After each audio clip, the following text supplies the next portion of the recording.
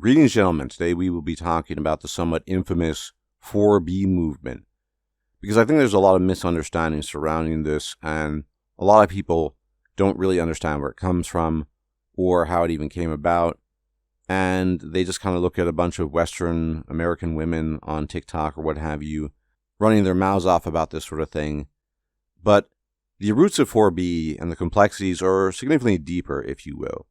Now, basically, the premise of 4B as it's interpreted in the West is women going on strike, as in not offering their bodies, not marrying, not engaging in childbirth, the whole shebang. Those elements are actually true elements of the so-called movement in terms of its origin country, but it's only half the story. So first I have to entertain you / bore you with the history of this a bit, because 4B originates in South Korea, and South Korea has a very particular history. You see, South Korea has some of the worst gender relations in the entire world. Why do I say that? You can see it in terms of the birth rates. South Korea has the worst birth rates in the world. It's something like 0.8. It's worse than the worst countries in Europe. It's worse than Japan. And there's sort of an internal war between the sexes there, as it were. Men and women in South Korea really don't get along, and a lot of it has to do with the history. South Korea, as many of you might know, was for a long time a colony of Japan in the 20th century. They eventually shrugged that off. Then there was a war that split the country in two. Now you have North Korea, South Korea. And then in the 60s in particular, and the 70s, there was this all-out effort to industrialize the country, to push it forward, to technologize it, etc., etc. And by and large, this effort succeeded. And in time, South Korea became one of the great economic powers in the world.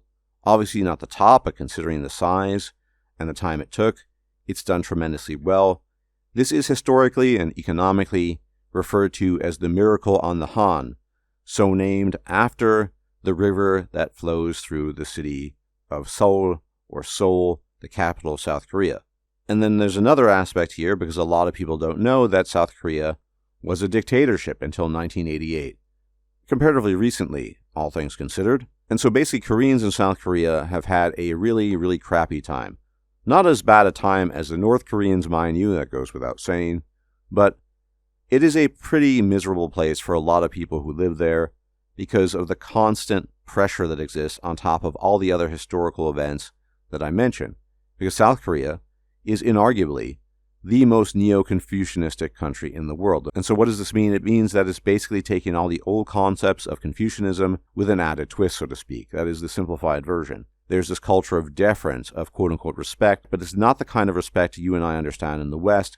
I learned that lesson all too quickly when I lived in South Korea many, many winters ago.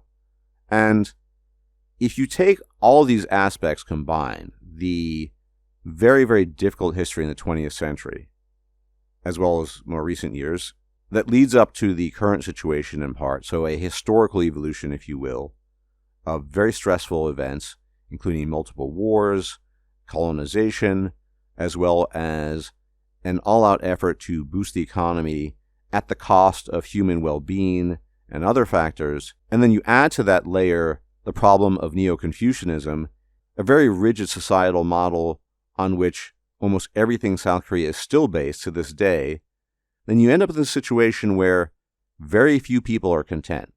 In fact, if you want to add to the negative statistics of South Korea, I already mentioned the birth rates, depending on the year, it's not always the case, but depending on the year, self-annihilation is one of the highest, if not the highest rate in the world.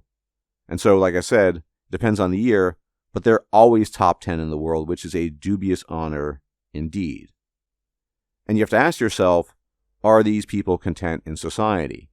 Some of the worst instances, for example, of South Korean self-deletion are instances of young people who didn't gain access to the best university they possibly could. And why does this matter? Because in South Korea, which is all about status and perception and maintaining face, the only universities that count are basically 2, 3, maybe maximum 4. And if you're not admitted to them, then your life is over. At least they believe that. And that leads a lot of people, both men and women, to self-deletion. And the weird thing on top of all that is that in terms of female self-deletion, South Korea usually has the highest rate in the world, which says a lot because women usually don't do that, or at least they don't go through with it as much as men. You also have old people who decide to self-delete so as to avoid being a burden to their family, which is a very weird concept for Westerners. You combine all this stuff, the history, the cultural stuff, and you end up in this situation where it is a living, breathing pressure cooker. People there are miserable, as evidenced by some of the stats I rattled off. And now we come to the gender stuff, the gender roles. Both men and women in South Korea are pretty miserable. The women are forced into, you could say, conventional gender roles. Many of them don't like it because they don't have the same freedom that Western women have. And the men are not content either because, for example, men have to obligatorily do 2 years of military service. A lot of this has to do with North Korea and the conflict there, potential conflict. But those are 2 years that are lost. They never regain them. And there are no real benefits to doing these 2 years of service. Compare that to women who don't have to do that. And the whole country is a big mess. So you have both sexes that resent each other for different reasons.